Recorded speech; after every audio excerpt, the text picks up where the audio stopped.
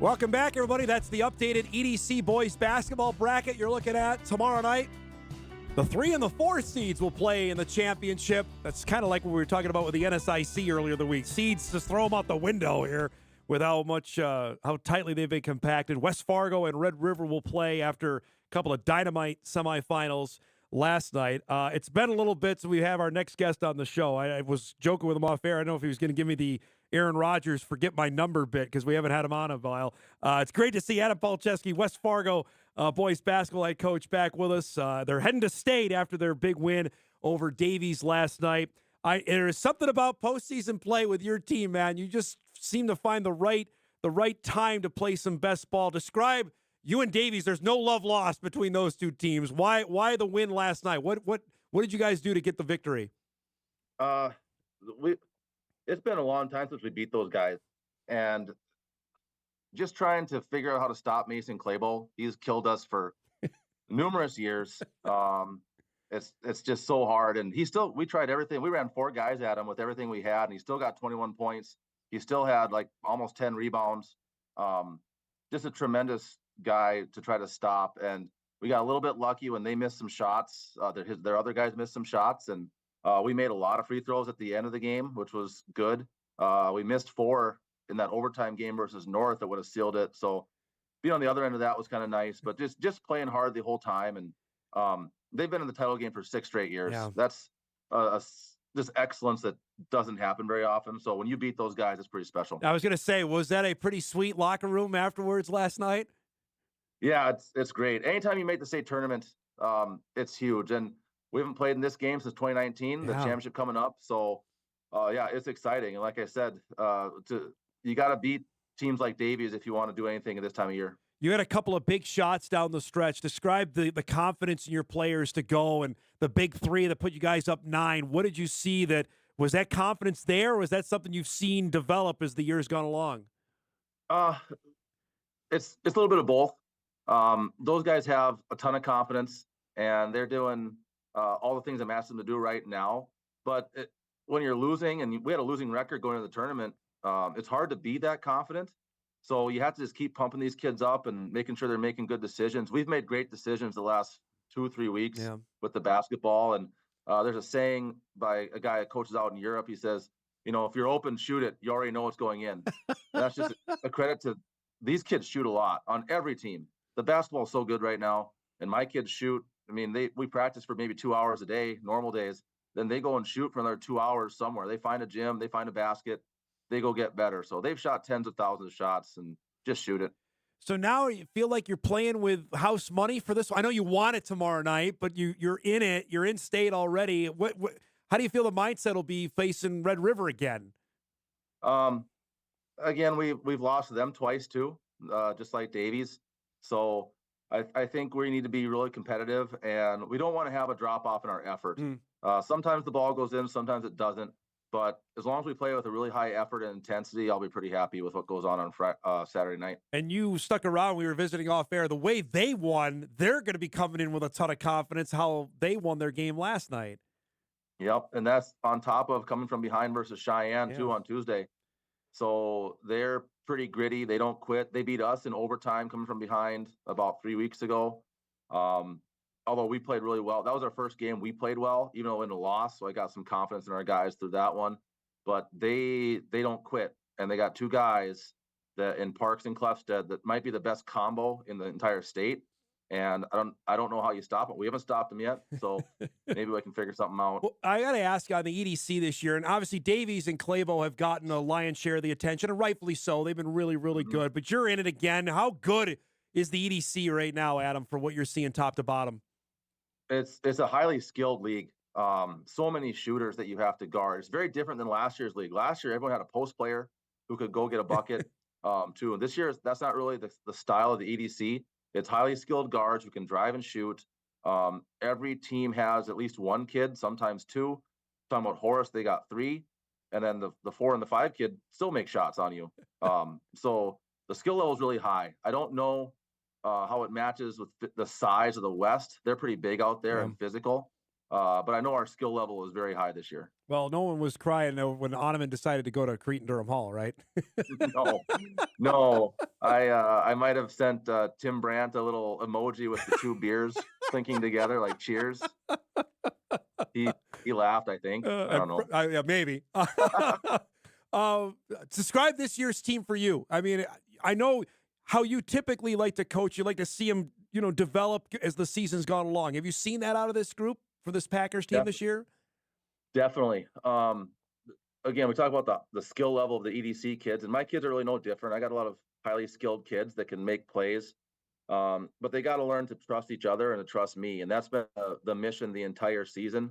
We played a lot of where they're good.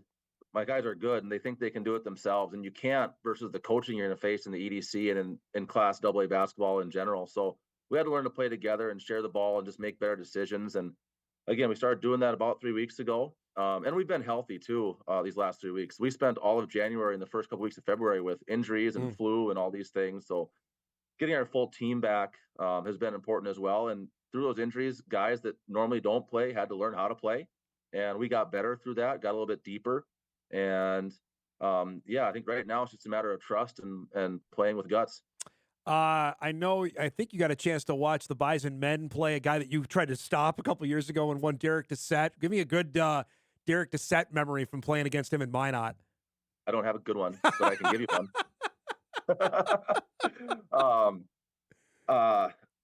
We were playing him it was in the state title game that they beat us in.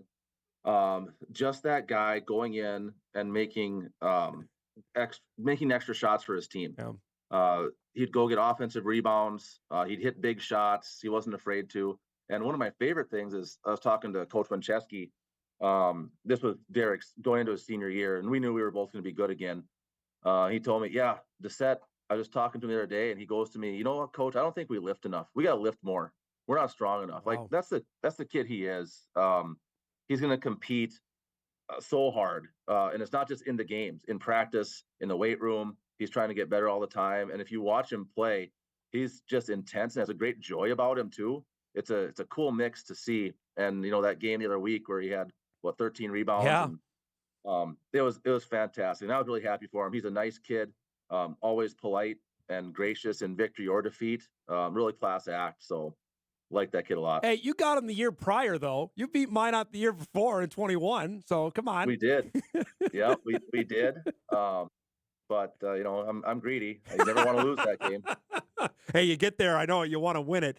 Yep. Tell me about being back at the Shack as well for next week for state, and you're going to play there and then go over the Dome if you're able to advance to play over there. To go to the Dome. Yeah, right. We got to win. We got to win. So that first round game to get to the Dome, but yeah, it's good to be back. We haven't played in the state tournament in Fargo since 2018. My first year, we missed it. The COVID year, we didn't make it, and then a couple years ago, we didn't make it. So it's good to be back. I think there's a really cool feeling right now in our school about boys basketball. The teachers are excited. The kids are excited. And I haven't felt this for about 3 years. So I think having a tournament in town should be a nice advantage for us, no matter who we play. And, I'm looking forward to it. I know he's a competitor, and we're going to have him on the show next week. Give me your fondest memories of going up against Mike Hendrickson and what he's meant to a guy coming up like yourself when you got the head coaching gig and a longtime assistant like yourself, and then going up against him. Just can you share a couple memories of that? First of all, Mike's an absolute class act. He's done things the right way. And when I was younger, even when I was coaching freshmen and sophomores and lower level stuff, he's always been just a good coach to watch as far as how he manages a game, how he manages his players, the standard he holds them to. And being, he's in his late 50s, but just talking to him recently, in the last few years, he's changed. He's adapted his coaching style to who he has for players. And it's not just the on the court stuff, the off the court stuff, like doing some book studies and teaching them through stories of other people how to be successful young men. And he's always done that, but it's just cool to see guys that you don't get old when you keep developing and learning. Yeah. And he's done that the entire time.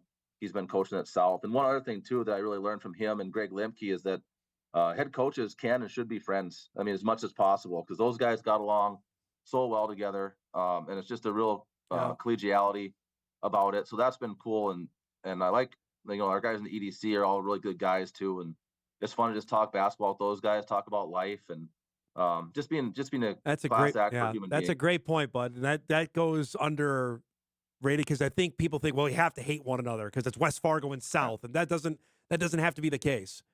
No, not at all. I jokingly say I hate everybody equally, but that's only because you want to win. The kids that we play against are awesome at other schools. What they are, Well, and the coaches are good, but well, yeah. he watches the show. You could say you hate Kirchhoffner. I know you guys. There was no love lost there. Come on. You kidding me? That's my boy. No, we were like best friends, man. That's no joke Well, either. He and I stuck together a lot. I've got to point out, by the way, do you remember giving me the Popovich interview? Do you remember? People still yeah. give me a hard time about that you get. Yeah. Oh. Yep. It was a rough first half, and it wasn't going to get any better the rest of that game. And yeah, it's funny. You found me the next fall at football and gave me a hard time. Like, yeah. I've been watching a lot of Sports Center. Oh my God, that was interview highlights. I'm telling. I have more people give me a feedback like, "Oh, you really made him mad." I'm like, I think he was already upset long before I asked him any question on that. No, it wasn't you. Yeah, good. By the way, your guy Limke is still coaching. He's out at He's on the bench at Minot State. He can't get rid of him. I know, it's awesome. I'm so excited for him. He's always wanted to coach college basketball, and now it's in his hometown, his alma mater. And they're going to go to the national tournament. They are. Yep. It's going to be fantastic. I'm really happy for him. It's great to see you, bud. Congrats on the big win last night. Good luck tomorrow night. We'll see you next week at State, okay? Thanks, Dom. Take care. There he goes. Anna Palczewski, West Fargo boys basketball head coach. Big win for the Pack last night as they knocked off Davies, and they'll face Red River coming up tomorrow night in the EDC championship game. That's at 8 o'clock. You can watch that on WDAY Plus tomorrow.